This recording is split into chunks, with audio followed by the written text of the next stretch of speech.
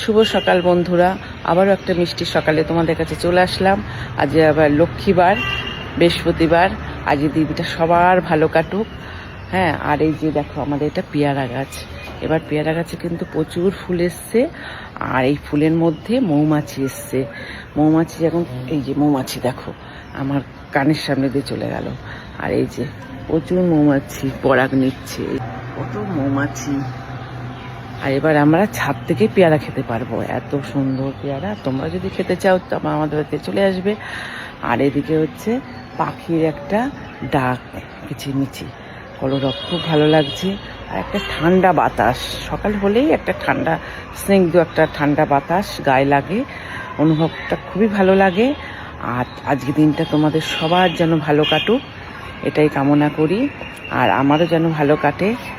ওই যে মাঝে মাঝে কোকিল ডেকে উঠছে, খুব ভাল লাগে সকালবেলা কোকিলের ডাক শুনে, যে ঘুম ভাঙা। সুন্দর মৌমাছিরা এসছে, প্রচুর মৌমাছি, সামনেই মনে মৌচাকের বাসা।